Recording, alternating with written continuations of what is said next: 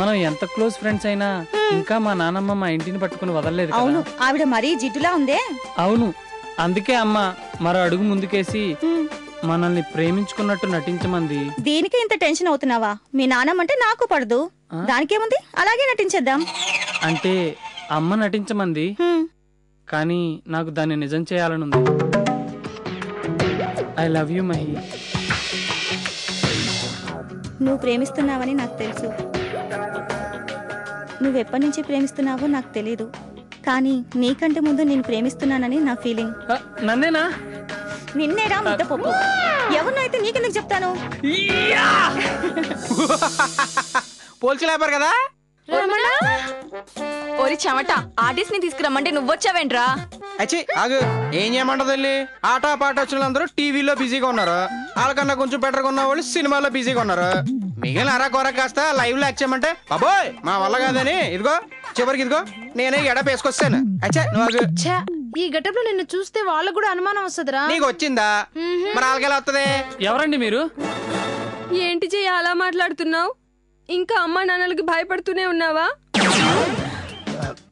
వీళ్ళని ఒప్పిస్తాననే కదా నన్ను కేరళలో వదిలేసి వచ్చావు. ఉత్తరం లేదు, ఫోన్ లేదు, భాష రాదు, ఎంత కుమిలిపోయానో తెలుసా నేను. మీరేం మాట్లాడుతున్నారో నిజంగా నాకు తెలియటం లేదు. అంటే అంటే నువ్వు నన్ను మోసం చేయాలనుకుంటున్నావా? దిక్కు మొక్కు లేదాన్నని నువ్వు నన్ను వదిలేయాలనుకుంటున్నావా? మనకు పుట్టబోయే బిడ్డ గురించి ఆలోచించు. ఏమిట్రా ఇదంతాను? ఇంకా అర్థం కాలేదే? ఈ పిల్ల కమల కాదు, వీడిని బాగా గుర్తుపడుతోంది కూడా. నిజంగా నాకేం తెలియదు నాన్న. ఇంత చేసి నేనెవరో తెలియనట్టు నటించకు చేయా. అంతెందుకు, మీ ఇంట్లో వంటవాడు ఉండేవాడు కదా, అందరం చూస్తుండగా మనం ఎన్నిసార్లు తిరగలేదు చేయా. అయ్యి బాబోయ్.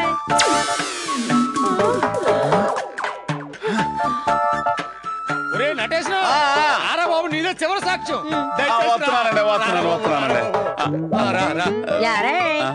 ఎక్కడ జరిగిందంతా ఎన్నావా? అంటే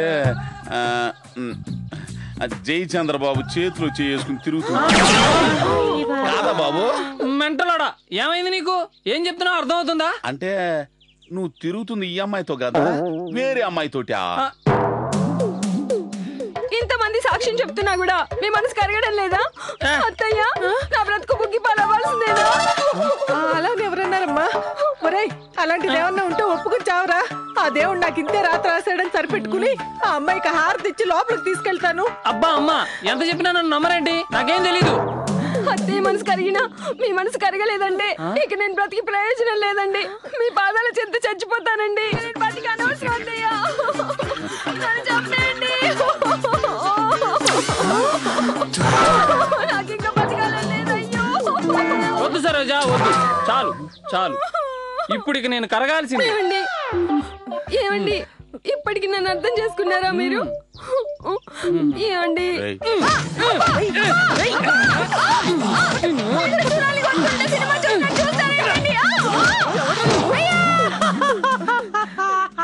నన్ను ఎందుకు కొడుతున్నారు?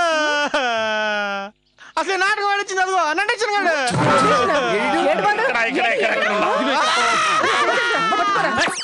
వెధవా, నటేషన్ మంచి పనివాడు అన్న ట్యాగ్ లైన్ నా మనసులో వేసుకున్నాను. అది లేకుండా తుడిపేశావు కదా. అమ్మగారు, నేను ఐడియా ఇచ్చింది లేదు, చచ్చింది లేదు. ఆవిడ అడిగి తీసుకుని మరీ నన్ను కొట్టింది. పైగా ఆ ఐడియా నాది కాదు, తందేనని అనౌన్స్ కూడా చేసింది. ఆ ముక్కేదో ఆ నలుగురిలో చెప్పి చావచ్చు కదరా. అమ్మో, ఇంకేమన్నా ఉందా? నన్ను చంపేసి నా ఫోటోకి దండేసేస్తుంది. అంటే ఆవిడ గారంటే ఉన్నంత భయం నేనంటే ఇంత కూడా లేదన్నమాట. ఏమే నీ సంగతి ఏమిటి? అబ్బే, నేను మొదటి నుంచి మీదానేనమ్మా.